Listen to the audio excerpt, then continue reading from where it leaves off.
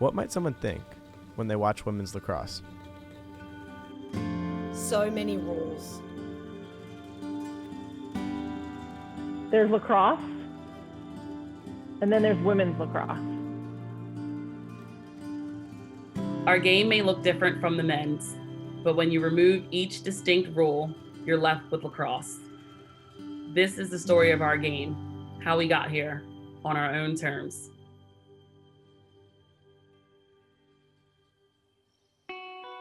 Did you know women's lacrosse was first played in Scotland in the 1800s? How did it get there? The origin of the game of lacrosse was a gift from the creator to the Haudenosaunee over 1,000 years ago. It was given as a medicine game played by the men. Lacrosse was gifted to the nations to settle disputes, heal communities, keep the peace, and have fun. After hundreds of years of undergoing colonization and forced assimilation, lacrosse managed to find its way to Lumsden and eventually to Scotland. It is a wonderful game, beautiful and graceful. These are the words Louisa Lumsden first used to describe lacrosse when she saw it being played in Canada between the Caughnawaga Nation and Montreal Club in 1884. Having been so charmed by the sport, Lumsden introduced a version of the game to St. Leonard's in St. Andrews, Scotland, where she was the headmistress. This version was held on March 27, 1890, between teams of 8 and lasted an hour. Over the next decade, alumni from St. Leonard passed the game on to schools in the south of England, where it gained popularity. And as quickly as the game was discovered and sanctioned, so were new iterations of gameplay.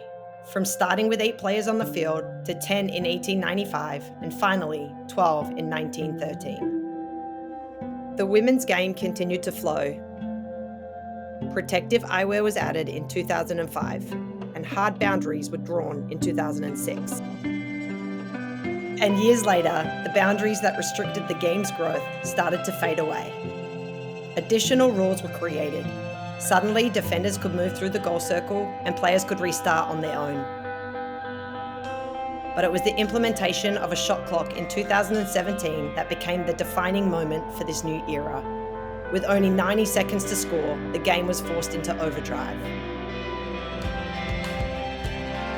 A game doesn't just change on its own though. It takes a circle of people, championing its advancement. Lacrosse made its way to the US through Rosabelle Sinclair, often referred to as the Grande Dame of Lacrosse. She was a student at St. Leonard's.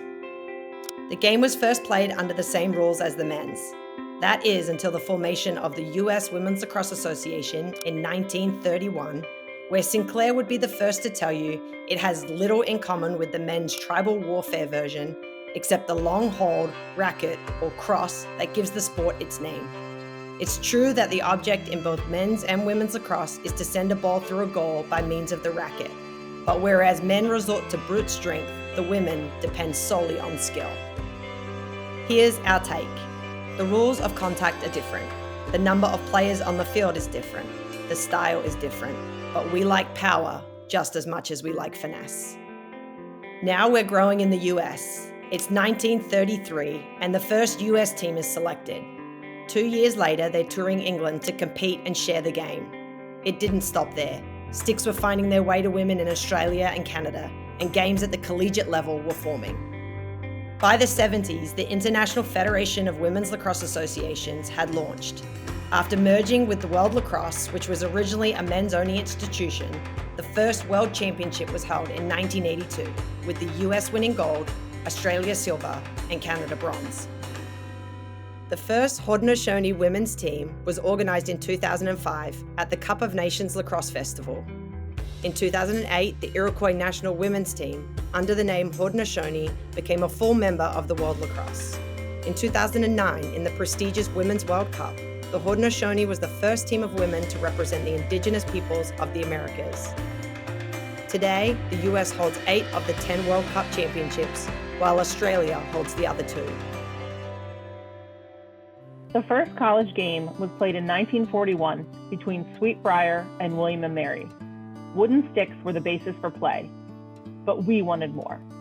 Fun fact, women's sticks are actually closer to traditional ones than men's, with thick shooting strings pulled tight to make a small pocket. Now combine that with a shallow sidewall, and you have a piece of equipment that makes ball handling considerably more difficult compared to men's sticks. The amount of skill it takes to cradle, dodge, and shoot without a pocket is stunning. You need incredible stick work to survive on our field, and players had just that. Not much is known about the coaches and players that made up those collegiate teams back then, but we know a whole lot about our teams now. For every top women's program, there is a coach whose name has become synonymous with it. There is no Princeton without Chris Saylor, Navy without Cindy Timschel, Maryland without Kathy Reese, UNC without Jenny Levy, Syracuse without Gary Gate, Northwestern without Kelly Amante Hiller. The list goes on. And for every prominent coach and program stems hundreds of players who have dominated the college game, represented national teams, and become coaches themselves. Among them are Jen Adams and Dana Dobie, two Maryland graduates who went on to play for the Australian and Canadian national teams and are now sharing the field as Loyola coaches. While at Northwestern, Kristen Chelman became the first player ever to be named the Tewaaraton Trophy winner in consecutive seasons. Her influence helped build the foundation for Northwestern's dynasty and create space for other groundbreaking players like Hannah Nielsen and Taylor Thornton. She challenged players across the country by setting the bar so high. And less than a decade later, Taylor Cummings leapt over it by becoming the first and only player ever, male or female, to win the Tewaaraton 3 times. The transformation from player to coach to influencer is best represented in the career of Tina Sloan Green, who became the first Black woman to play for the U.S. national women's lacrosse and field hockey teams before launching her own coaching career. While at the helm of Temple Lacrosse, she led the team to 11 Final Fours and 3 national championships. The magnitude of breaking down barriers was not lost on Sloan. I was very proud to be the first, but I never wanted to be the only. That pride is unbelievable. I wanted to represent my family and friends, the university, and most importantly, the African American community. In an effort to make sure she wasn't the last, Sloan started the Black Women in Sport Foundation with the intention of welcoming more people to the sport. The work has been established, yet more needs to be done. Women's lacrosse continues to lose out on talent, not because it isn't there, but because it's hard to see beyond the barriers. The system was designed with certain people in mind. For over a century, women's sports have fought to be taken seriously after being forced to prove their value solely based on the gender of their athletes. Women's gymnastics, basketball, and softball have managed to capture airtime on mainstream networks, but still, a majority of women's sports continue to be sidelined.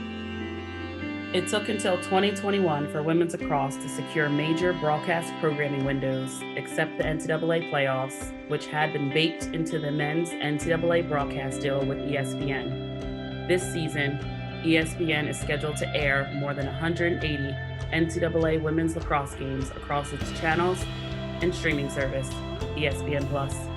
When you watch a women's game, think about what you see and hear. Are there multiple cameras to show different perspectives? Replays, commentators? More airtime alone does not necessarily mean equity. No person in the United States shall, on the basis of sex, be excluded from participation in, be denied the benefits of, or be subjected to discrimination under any education program or activity receiving federal financial assistance. There's a reason those words were written into law. It took the signing of Title IX in 1972 for women's sports programs to be equally supported at all levels. Educational institutions had to ensure all students could participate in sports, receive scholarships, and access equal athletic benefits. In 1974, fewer than 300,000 girls played high school sports. That number is now over 3 million. Despite Title IX increasing participation and sponsorship, women of color still remain grossly absent from women's lacrosse. In 2019, Black women accounted for just 3% of women's lacrosse players across all 3 divisions. We don't even have an accurate number of how many Latino, Asian, indigenous, or biracial women play lacrosse.